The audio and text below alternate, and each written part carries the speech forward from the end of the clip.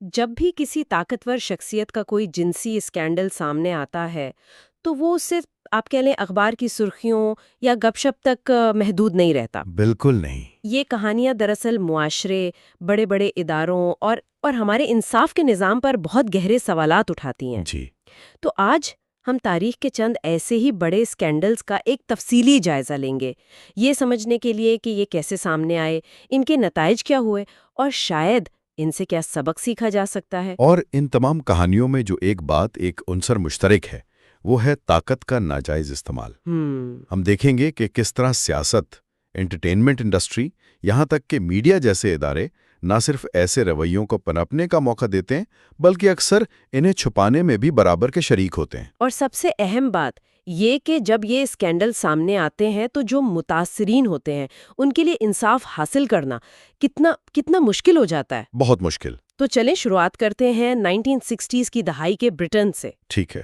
یہ سر جنگ کا عروج تھا جب ہر طرف جاسوسی اور جوابی جاسوسی کا بازار گرم تھا۔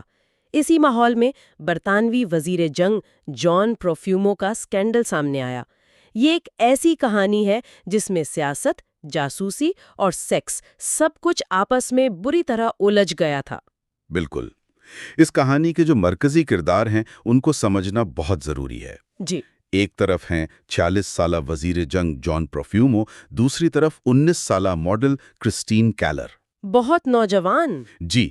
پھر ایک سوسائٹی آسٹیوپیتھ اسٹیون وارڈ جو طاقتور لوگوں سے میل جول رکھتا تھا، اور چوتھا اہم کردار تھا یوگینی ایوانوف جو لندن میں سوویت نیول اٹیشی تھا لیکن در حقیقت ایک انٹیلیجنس آفیسر تھا۔ ایک جاسوس۔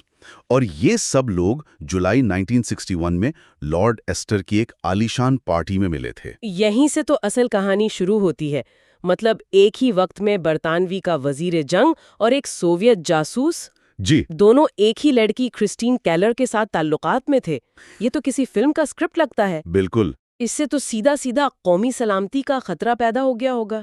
یہی تو سب سے بڑا خوف تھا۔ برطانوی انٹیلیجنس ایجنسی MI5 پہلے ہی ایوانوف پر نظر رکھے ہوئے تھی اور وہ اسٹیفن وارڈ کو استعمال کر کے اسے برطانیہ کی طرف منحرف کروانے کی کوشش کر رہی تھی۔ اچھا۔ جب انہیں پتہ چلا کہ وزیر جنگ بھی اسی دائرے میں شامل ہو گئے ہیں تو ان کے لیے ایک آپ سمجھے کہ بہت بڑی پیچیدگی بن گئی۔ انہیں ڈر تھا کہ کہیں کیلر کے ذریعے قومی راز ایوانوف تک نہ پہنچ جائیں۔ تو جب یہ افواہیں پارلیمنٹ تک پہنچیں تو کیا ہوا؟ ظاہر ہے پرفومو پر بہت دباؤ آیا ہوگا۔ بالکل۔ اور اسی دباؤ میں آ کر انہوں نے ایک بہت بڑی غلطی کی۔ 22 مارچ 1963 کو انہوں نے ہاؤس آف کامنز میں ایک ذاتی بیان دیا اور کہا مس کیلر کے ساتھ میرے تعلق میں کچھ بھی غلط نہیں تھا۔ پارلیمنٹ کے سامنے جھوٹ بولا؟ پارلیمنٹ کے سامنے بولا گیا ایک سفید جھوٹ، اور برطانیہ میں پارلیمنٹ سے جھوٹ بولنا ایک بہت بڑا جرم سمجھا جاتا ہے۔ لیکن سچ زیادہ دیر چھپ نہیں سکتا، آخر یہ جھوٹ سامنے کیسے آیا؟ ثبوت سامنے آنے لگے، خاص طور پر پروفیومو کا کیلر کو لکھا گیا ایک خط منظر عام پر آ گیا، جس کے بعد ان کے پاس کوئی راستہ نہیں بچا تھا۔ 5 جون 1963 کو انہیں نہ صرف استعفیٰ دینا پڑا بلکہ اپنے جھوٹ کا اعتراف بھی کرنا پڑا۔ جی، اعتراف بھی کرنا پڑا۔ اس ایک سکینڈل نے وزیر اعظم ہیرلڈ میکمیلن کی کنزرویٹو حکومت کی بنیادیں ہلا دیں، اور کہا جاتا ہے کہ 1964 کے انتخابات میں ان کی شکست کی ایک بڑی وجہ بھی یہی سکینڈل بنا۔ اس کے بعد ایک انکوائری بھی تو ہوئی تھی، لارڈ ڈننگ کی رپورٹ، اس میں کیا نکلا؟ ہاں، ڈننگ رپورٹ۔ اس رپورٹ کا نتیجہ یہ تھا کہ کوئی قومی راز لیک نہیں ہوا تھا اور قومی سلامتی کو کوئی خطرہ لاحق نہیں ہوا۔ اچھا، تو اسٹیبلشمنٹ کو کلین چٹ دے دی؟ ٹیکنیکلی طور پر ہاں، لیکن ساتھ ہی اس نے اسٹیفن وارڈ کو ایک مکمل طور پر غیر اخلاقی شخص قرار دے کر سارا ملبہ اس پر ڈال دیا۔ قربانی کا بکرا بنا دیا گیا۔ بالکل، یہی اس رپورٹ کا اصل کمال تھا۔ اس نے اسٹیبلشمنٹ کو تو کلیئر کر دیا کہ کوئی راز لیک نہیں ہوا، لیکن ساتھ ہی اسٹیفن وارڈ کو قربانی کا بکرا بنا کر یہ پیغام بھی دے دیا کہ اسٹیبلشمنٹ سے ٹکرانے والوں کا انجام کیا ہوتا ہے۔ یہ انصاف سے زیادہ طاقت کا مظاہرہ تھا۔ اور اسٹیفن وارڈ کا انجام وہ تو بہت المناک ہوا۔ بہت۔ ان پر غیر اخلاقی کمائی کے الزامات لگائے گئے اور اپنے مقدمے کے آخری دنوں میں اس نے خودکشی کر لی۔ اسے لگا کہ جن طاقتور دوستوں کے لیے اس نے کام کیا تھا انہوں نے ہی اسے اکیلا چھوڑ دیا ہے۔ بالکل، وارڈ کا کیس آج بھی برطانوی قانونی تاریخ میں ایک متنازع باب ہے جسے بہت سے لوگ انصاف کا قتل قرار دیتے ہیں۔ دوسری طرف پروفیومو نے عوامی زندگی چھوڑ کر خود کو خیراتی کاموں کے لیے وقف کر دیا اور اپنی عزت کسی حد تک بحال کر لی۔ پروفیومو کیس میں ہم نے دیکھا کہ کیسے اسٹیبلشمنٹ نے ایک شخص کو قربانی کا بکرا بنا کر خود کو بچا لیا۔ جی، یہی طاقتوروں کو بچانے والا سسٹم ایک بالکل مختلف شکل میں ہمیں کئی دہائیوں بعد ہالی ووڈ میں نظر آتا ہے، لیکن اس بار ایک صحافتی رپورٹ نے سارا کھیل بدل دیا۔ ہم بات کر رہے ہیں ہاروے وائنسٹین کی۔ ہاروی وائنسٹین کا کیس اس لحاظ سے بہت منفرد ہے کہ اس کا رویہ ہالی ووڈ میں دہائیوں سے ایک کھلا راز یا اوپن سیکرٹ تھا۔ سب جانتے تھے لیکن کوئی بولتا نہیں تھا۔ اچھا، اس کے اشارے ہمیں ماضی میں بھی ملتے ہیں، جیسے 1998 میں گوینتھ پیلٹرو نے ڈیوڈ لیٹرمین کے شو میں مذاقاً کہا تھا کہ وائنسٹین آپ کو 1-2 کام کرنے پر مجبور کر سکتا ہے۔ رکیے، یہ تو کچھ بھی نہیں۔ مجھے یاد ہے 2013 کے آسکر ایوارڈز میں میزبان سیتھ میکفارلین نے بہترین معاون اداکارہ کی نامزدگیوں کا اعلان کرتے ہوئے ایک مذاق کیا تھا، مبارک ہو، اب آپ پانچوں خواتین کو ہاروے وائنسٹین کی طرف متوجہ ہونے کا ڈرامہ نہیں کرنا پڑے گا۔ بالکل، اور اس بات پر پورا ہال ہنسا تھا۔ یہ تو ناقابل یقین ہے، یعنی یہ سب کچھ سٹیج پر لاکھوں لوگوں کے سامنے ہو رہا تھا اور پھر بھی کچھ نہیں ہوا۔ یہ خاموشی کی ثقافت اتنی گہری تھی۔ یہ صرف خاموشی نہیں تھی، یہ ملی بھرت تھی۔ سب جانتے تھے، لیکن وائنسٹین اتنا طاقتور تھا کہ اس کے خلاف بولنے کا مطلب اپنا کیریئر ختم کرنا تھا۔ لوگ اس مذاق پر ہنسے، لیکن کسی نے اس کی سنگینی پر سوال نہیں اٹھایا۔ تو پھر پردہ کیسے اٹھا؟ اس راز سے پردہ اٹھایا 2 اخبارات نے۔ 5 اکتوبر 2017 کو دی نیو یارک ٹائمز اور اس کے 5 دن بعد دی نیو یارکر نے۔ ان کی تحقیقاتی رپورٹس نے اس پورے سسٹم کو بے نقاب کر دیا، جس پر انہیں بعد میں پبلک سروس کا سب سے بڑا ایوارڈ پولیٹزر پرائز بھی ملا۔ اور ان رپورٹس کے بعد تو جیسے ایک سیلاب آ گیا۔ جی، 80 سے زیادہ خواتین سامنے آئیں، جن میں ہالی ووڈ کی بڑی بڑی اداکارائیں بھی شامل تھیں، اور انہوں نے وائنسٹین پر جنسی ہراسمنٹ سے لے کر ریپ تک کے الزامات لگائے۔ اور سب کی کہانیاں ایک جیسی تھیں۔ تقریباً ایک جیسی تھیں۔ وائنسٹین نوجوان اداکاراؤں کو کیریئر پر بات کرنے کے بہانے ہوٹل کے کمرے میں بلاتا اور پھر ان پر جنسی تعلقات کے لیے دباؤ ڈالتا۔ اس کے بعد جو قانونی کارروائیاں ہوئیں وہ بھی کافی پیچیدہ رہیں۔ نیو یارک میں سزا ہوئی، پھر وہ سزا ٹیکنیکلی بنیادوں پر ختم ہو گئی۔ ہاں، قانونی جنگ لمبی چلی۔ 2020 میں اسے نیو یارک میں 23 سال قید کی سزا سنائی گئی، جو 2024 میں اپیل کورٹ نے ختم کر دی، لیکن 2025 میں دوبارہ مقدمہ چلا کر اسے سزا دی گئی۔ اور لاس اینجلس میں بھی تو ایک کیس تھا۔ جی، وہاں ایک اور ریپ کیس میں اسے مزید 16 سال قید کی سزا سنائی گئی، لیکن اس کیس کا سب سے بڑا اثر عدالتوں سے باہر ہوا۔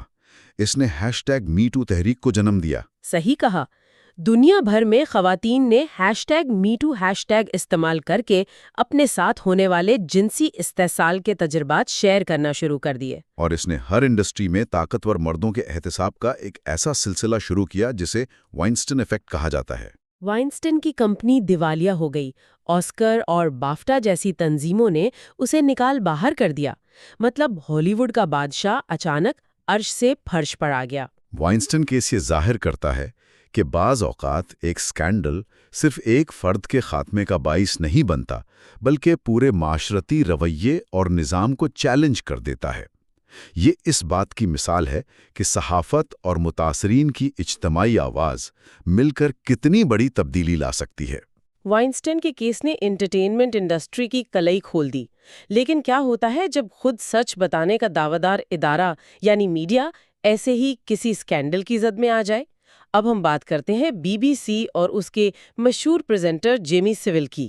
یہ سکینڈل BBC کی تاریخ کے بدترین برانوں میں سے ایک تھا۔ جیمی سیول اپنی زندگی میں ایک بہت بڑا سٹار تھا، لیکن اس کی موت کے بعد جب اس پر سینکڑوں جنسی زیادتیوں کے الزامات سامنے آئے تو BBC پر سوال اٹھا۔ اس سوال کا جواب تلاش کرنے کے لیے BBC نے ایک اندرونی تحقیقات کروائی جسے پولارڈ ریویو کہا جاتا ہے۔ اور اس ریویو نے کیا کہا؟ اس نے سارا الزام ایک شخص پر ڈال دیا ہے نا؟ جی، رپورٹ کا نتیجہ یہ تھا کہ تحقیقات کو انتظامیہ کے دباؤ کی وجہ سے نہیں روکا گیا، بلکہ یہ پروگرام کے ایڈیٹر پیٹر رپن کا ایک ناقص فیصلہ تھا۔ لیکن کیا یہ تھوڑا زیادہ آسان نہیں؟ مطلب پورے ادارے کی ناکامی کا الزام ایک ایڈیٹر کے ناقص فیصلے پر ڈال دینا، یہ تو ایسا لگتا ہے جیسے BBC خود کو بچانے کی کوشش کر رہا ہو۔ آپ نے بالکل صحیح پکڑا، معاملہ اتنا سیدھا نہیں تھا۔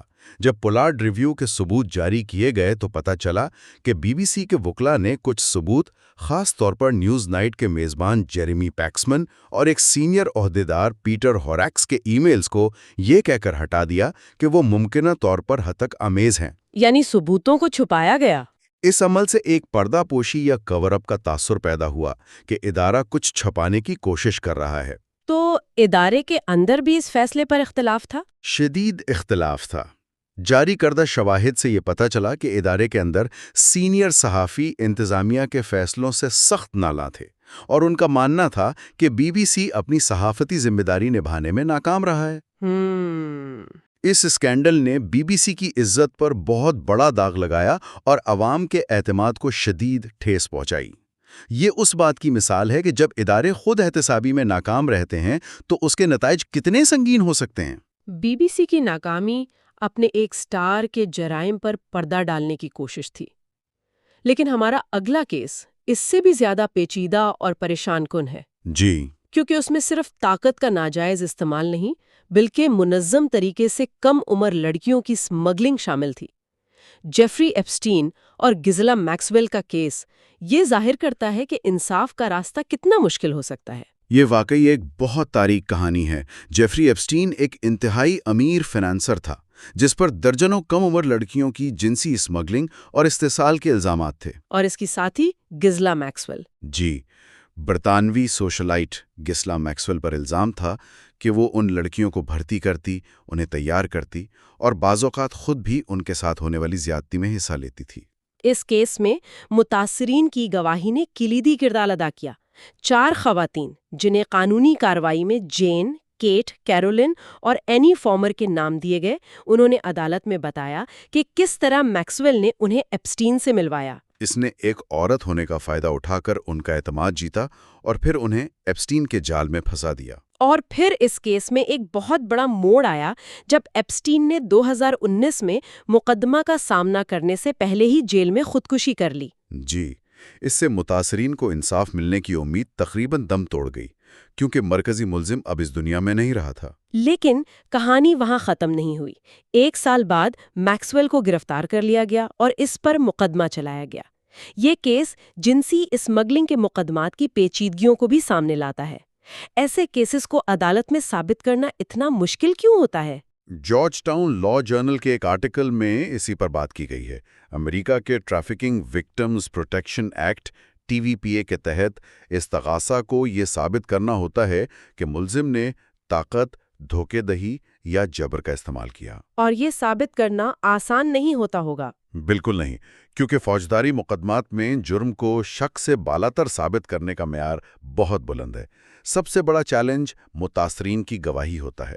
وہ اکثر خوف، صدمے یا بعض اوقات اپنے اسمگلر کے ساتھ ایک عجیب جذباتی لگاؤ کی وجہ سے گواہی دینے سے ہچکچاتے ہیں۔ اور وقت گزرنے کے ساتھ ان کی یادداشت میں بھی فرق آ سکتا ہے، جسے دفاعی وکلاء عدالت میں ان کے خلاف استعمال کرتے ہوں گے۔ بالکل، دفاعی وکلاء ان کے بیانات میں تضاد تلاش کر کے ان کی ساکھ کو کمزور کرنے کی کوشش کرتے ہیں، لیکن میکسویل کے کیس میں استغاثہ نے اسے ایپسٹین کے دائیں ہاتھ کے طور پر پیش کیا جو لڑکیوں کو بہلانے اور پھسلانے کا کام کرتی تھی، اور جوری نے اس دلیل کو قبول کیا۔ تو اسے سزا ہو گئی؟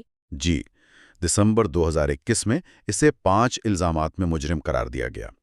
یہ کیس اس بات کی اہمیت کو بھی اجاگر کرتا ہے کہ نہ صرف مرکزی مجرم بلکہ جرم میں مدد کرنے والے سہولت کاروں کو بھی جواب دہ ٹھہرانا کتنا ضروری ہے۔ تو اگر ہم ان تمام کیسز کو دیکھیں، پروفیومو سے لے کر وائنسٹن، سیول اور ایپسٹین تک، یہ کہانیاں صرف چند افراد کی ذاتی ناکامیوں کی نہیں ہے۔ نہیں، بالکل نہیں۔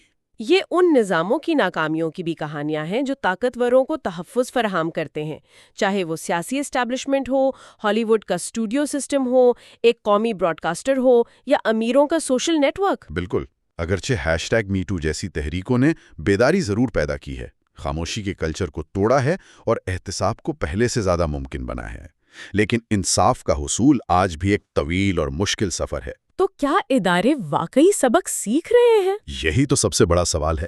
کیا ادارے واقعی ان واقعات سے سبق سیکھ رہے ہیں یا صرف وقتی طور پر نقصان پر قابو پانے کی کوشش کرتے ہیں؟ اور ہم آج کی گفتگو کو سامعین کے لیے اسی ایک سوال پر ختم کرنا چاہیں گے، جب طاقت کا بنیادی ڈھانچہ وہی رہتا ہے تو کیا صرف چند افراد کو سزا دینے سے واقعی کوئی بنیادی تبدیلی آ سکتی ہے، یا یہ اسکینڈلز وقت کے ساتھ ساتھ صرف مختلف ناموں اور چہروں کے ساتھ دہرائے جاتے رہیں گے؟